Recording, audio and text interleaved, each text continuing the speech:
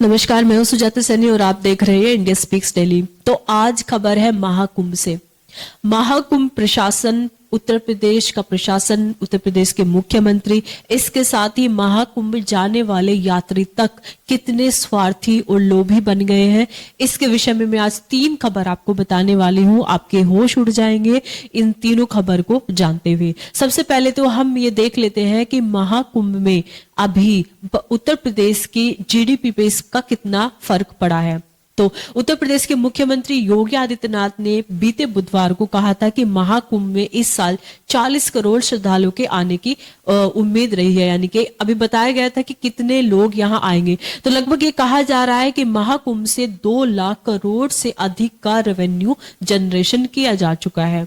इसकी खुशखबरी मुख्यमंत्री ने अपनी एक प्रेस कॉन्फ्रेंस में बताई थी कि काफी मात्रा में धन यहां से अर्जित कर लिया गया है। अब इसके सही जो आंकड़े हैं वो अभी, क्योंकि महाकुंभ चल ही रहा है, लगभग 26 तारीख तक, 26 को शिवरात्रि है, तब तक तो अवश्य ही महाकुंभ का मेला रहेगा। उसके बाद इसको बढ़ाने की भी कुछ लोगों ने सिफारिश की थी। अब उसके विषय में आगे जानकारी मिलेगी, क्या ये महाकुंभ मेला आगे बढ़ेगा या फिर 26 को ही समाप्त कर दिया जाएगा। लेकिन अभी जो लोग जा रहे हैं कुंभ में, उनके जाने की जो संख्या है वो घट नहीं रही है बल्कि बढ़ रही है। तो ये जो रेवेन्यू आया है, इसको चुनावी स्टंट के तौर पे प्रयोग करना भी शुरू हो गया है। तो सरकार ने अपनी तरफ से ऐलान किया है कि वो जो नौकरी आउटसोर्स कर रहे हैं उनकी सैलरीज बढ़ाएंगे। इसके साथ ही छात्राओं को जो अच्छा प्रदर्शन अपने स्कूल में कर रही हैं उनको स्कूटी बांटी जाएगी। तो अलग अलग जो योजनाएं हैं उनमें इस पैसे को लगाने के विषय में भी उत्तर प्रदेश के मुख्यमंत्री उन्होंने बताया। लेकिन इसी बीच हम आपको बता दें कि जब मैं खुद वहां रिपोर्टिंग कर रही थी तो 29 तारीख को मौनी अमावस्या में जो भगदड़ मची थी उसमें जो लोग मारे गए थे और जिनके शव भी मिल गए थे, तो हम स्वरूप रानी हॉस्पिटल गए थे जानने के लिए कि क्या स्थिति है।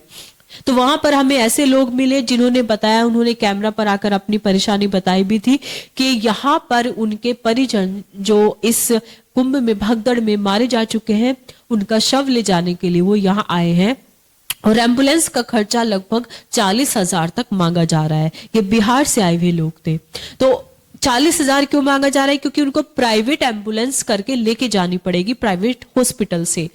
सरकार ने जो लोग मारे गए हैं उनके शव को ले जाने के लिए उनके परिजनों को मुफ्त एम्बुलेंस तक मुहैया नहीं कराई थी। वहीं आप बताइए, स्कूटी बांटने की योजना उत्तर प्रदेश सरकार लाने वाली है। आप बताइए कि एक स्कूटी का जो प्राइस होता है वो कम से कम 20,000 तो नहीं होगा, 40,000 या उससे अधिक एक स्कूटी का प्राइस होगा।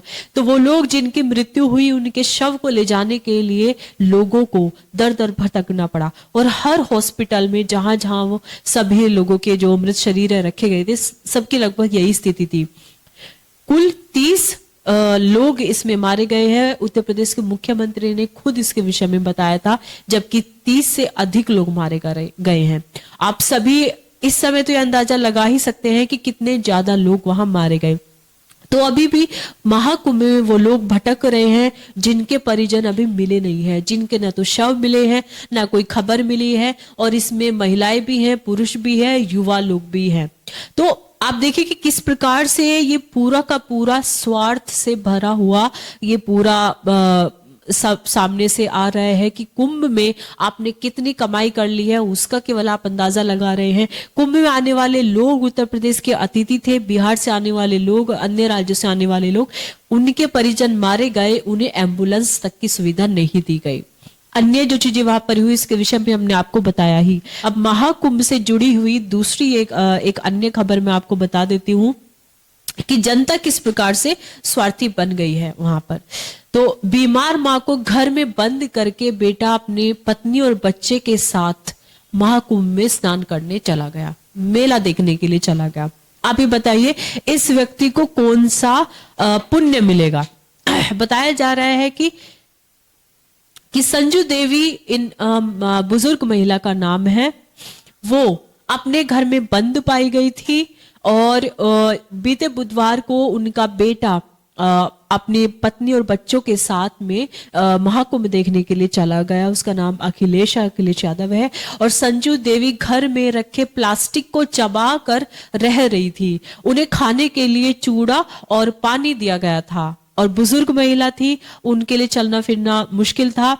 अब उनको ताला तोड़ करके पुलिस ने और उनकी बेटी ने और पड़ोसियों ने जाकर के ताला तोड़ा और उनको वहां से बाहर निकाला। उनकी बेटी उनको अस्पताल में लेके गई है। तो बाद में जब बेटे से पूछा गया कि आप अपनी माँ को इस तरीके से ताले में बंद करके क्यों गए, तो बेटे का जवाब था कि हमने उनके खाने के लिए टिफिन रख दिया था और चूड़ा रख दिया था। अभी बताइए, इस तरीके से बाहर से ताला लगा करके मेन गेट में अंदर कोई व्यक्ति बंद है, बुजुर्ग है, बीमार है, उसको ऐसे छोड़ करके यदि परिवार वाले चले गए हैं, न पड़ोसियों को खबर करके गए कि वो इनका ध्यान रखे, ना ही रिश्तेदारों को बता करके गए, न पुलिस को और किसी से मदद नहीं ली, उनको घर में बंद करके चले गए। तो इस तरीके का लोगों का रवैया भी इस तरह का हो गया है। तो कुंभ में जाने वाले लोग, कुछ ऐसे लोग भी देखे गए जो युवा व्यक्ति हैं और उनके माता पिता उन्हें कुंभ में जाने से रोक रहे हैं कि बेटा भीड़ है मत जाओ, लेकिन वो फिर भी मान नहीं रहे हैं, जा रहे हैं।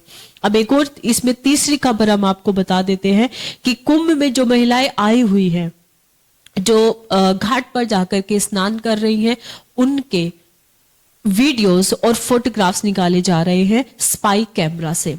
स्पाई कैमरे का प्रयोग करते हुए नहाते समय की फोटो और वीडियो इस तरीके से निकाले जा रहे हैं जिनका प्रयोग अश्लील वीडियो को दिखाने में किया जा रहा है। टेलीग्राम पर ग्रुप बने हुए हैं, उन ग्रुप में आप जाएंगे, वहां पैसों में यानी कि 99 रुपए का टैरिफ या फिर 999 का, इस तरीके से अलग अलग प्राइस रेट में आपको वो एक गेटवे लिंक मिलेगा। आप उस पर क्लिक करेंगे तो आपको वहां आगे जाकर के अन्य ऐप या वेबसाइट पर वो फोटोग्राफ जो महाकुंभ में महिलाएं गई हैं उनके मिलेंगे और उन पर अश्लील टिप्पणियां की जाएंगी।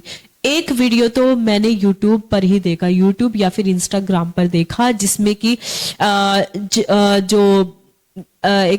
क्या बोलते हैं, धर्म को लेकर के टिप्पणी की गई है कि भाई तुम्हारी महिलाएं देखो इस तरीके से जाती हैं और इस तरीके से अपने अंग प्रदर्शन करती है। वो लड़की कुंभ में स्नान कर रही है, जैसे उसने डुबकी लगाई और वो पानी से बाहर आई तो उसकी वीडियो निकाल ली गई और ऊपर इस तरीके का घटिया कैप्शन लगा करके सो कॉल्ड माइनॉरिटी वाले वो वहां पर हिंदू महिलाओं को बदनाम करने का प्रयास कर रहे हैं।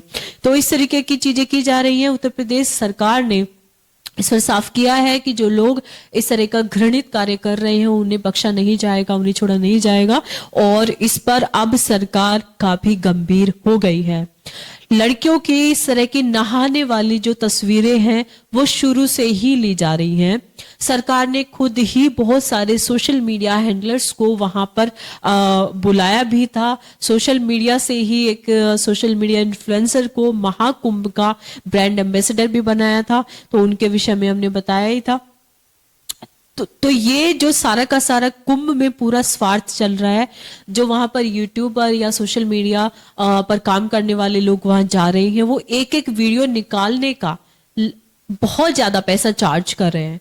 इन लोगों का काम होता है केवल फोटो और वीडियो निकालना, ये खुद उन्हें नहीं बेचते हैं, मतलब खुद सोशल मीडिया पर अपलोड नहीं करते हैं, ये उन अश्लील वेबसाइट्स को इन फोटोज और वीडियोस को बेच देते हैं।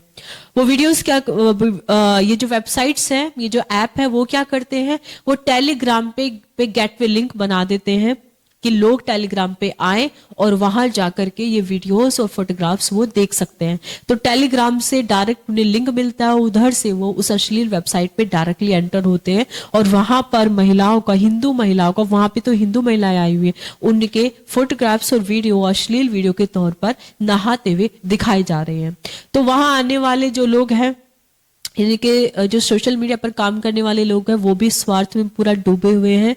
वो भी कहते हैं ना कि बहती गंगा में हाथ धोना, वो भी यही कार्य कर रहे हैं। उत्तर प्रदेश की सरकार भी निर्दयी बुरी तरीके से बनी हुई है। उन्होंने भी ये बता दिया कि हम इतना पैसा कमा रहे हैं।